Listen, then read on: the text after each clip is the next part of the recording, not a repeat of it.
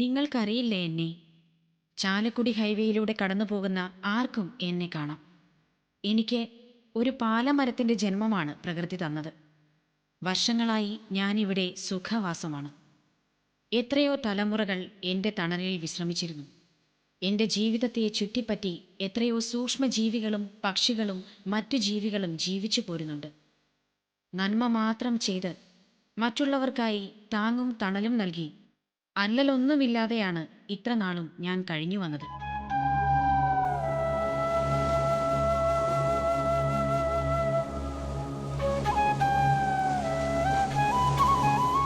പക്ഷെ ഇന്ന് എൻ്റെ മനസ്സിൽ ഭയത്തിൻ്റെ ഒരു കടലിരമ്പുകയാണ്.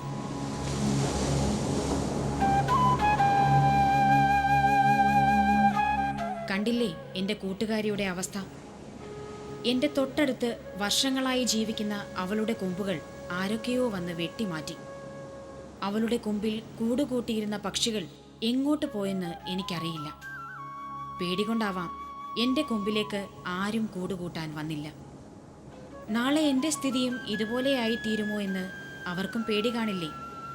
അംഗഭംഗം വന്ന ഈ പാവം പാലമരത്തെ കാണുമ്പോൾ ഞാൻ അടിമുടി വിറച്ചു പോകുന്നു. നാളെ എൻ്റെ ഗതിയും ഇതാവുമോ? മഴുവും വെട്ടുകത്തിയും വാളുമായി വരുന്നവരെ പ്രതിരോധിക്കാൻ എനിക്ക് ശക്തിയില്ലല്ലോ. നിങ്ങളെപ്പോലെ ഓടി രക്ഷപ്പെടാൻ പോലും എനിക്കാവില്ലല്ലോ. എന്നെ രക്ഷിക്കണേ എന്ന് ഞാൻ ആരോടാണ് പറയേണ്ടത്?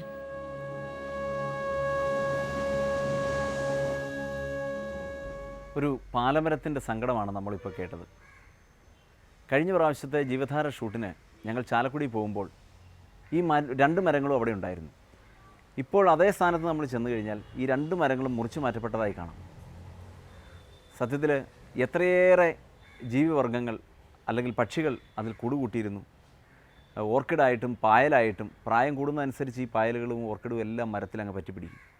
അത്തരം അനേകം ജീവിവർഗങ്ങളുടെ ഒരു ആവാസ വ്യവസ്ഥ തന്നെ അതിൽ നിലനിന്നിരുന്നു. അത്തരം മരങ്ങളെല്ലാം ഇന്ന് അപ്രത്യക്ഷമായിക്കൊണ്ടിരിക്കുകയാണ്. സത്യത്തിൽ മരങ്ങളുടെയൊക്കെ ഈ പരിദേവനം ആരറിയുന്നു? ഭാരതത്തിൽ മിക്കയിടത്തും വളർത്താൻ എളുപ്പമുള്ള ഒരു മരമാണ് വേപ്പ്. ആര്യവേപ്പെന്നും കൈക്കുന്ന വേപ്പെന്നും പേരുള്ള ഈ മരത്തിന് ഒട്ടേറെ ഔഷധ ഗുണങ്ങളുണ്ട്. ഒരു വീട്ടിൽ ഒരു വേപ്പെങ്കിലും വെച്ച് പിടിപ്പിക്കുന്നത് വളരെ ഉത്തമമാണ്.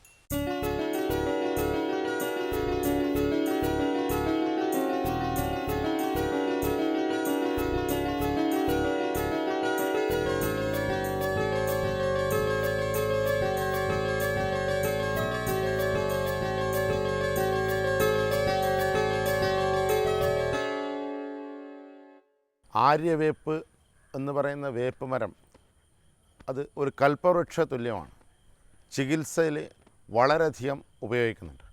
ചർമ്മരോഗങ്ങൾക്ക് ഇതിൻ്റെ പൂവായാലും ഇലയായാലും തോലായാലും വേരായാലും ഏതെങ്കിലും ഒരു വിധത്തിൽ ഇതിന് ഉപയോഗമുണ്ട്.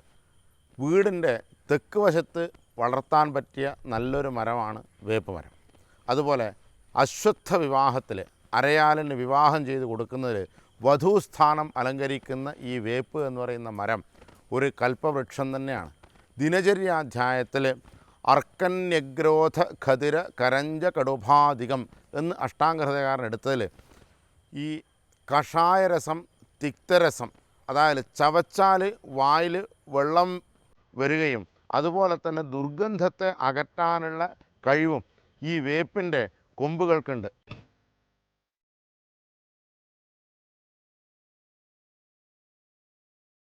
സംസ്കൃതത്തിൽ നിംബ എന്നു പേരുള്ള ഈ വൃക്ഷത്തിന് ഇംഗ്ലീഷിൽ നീം എന്നാണ് പേര്.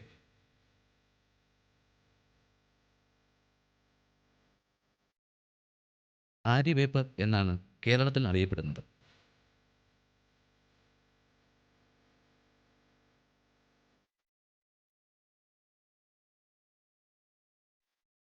ത്വക്ക് രോഗങ്ങളെ ചെറുക്കുന്നതിനാൽ സോപ്പുകളിലും മറ്റും ധാരാളം ഉപയോഗിക്കുന്നുണ്ട്. അതിയായ കയ്പ് രസമാണ് ഇതിൻ്റെ ഇലകൾക്ക്. ഈ ഇലകൾ വായുമലിനീകരണത്തെ തടയുന്നു എന്നതാണ് മറ്റൊരു സവിശേഷത.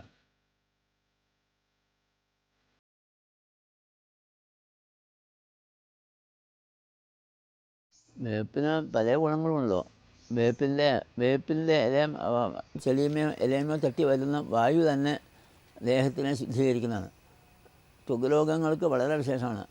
അത് കഷായങ്ങളായിട്ടുണ്ട്, എണ്ണകളായിട്ടുണ്ട്, നെയ്യായിട്ടുണ്ട്, പൊടികളായിട്ടുണ്ട്, ഇങ്ങനെ പല തരത്തിലുള്ള ഉപയോഗമുണ്ട്.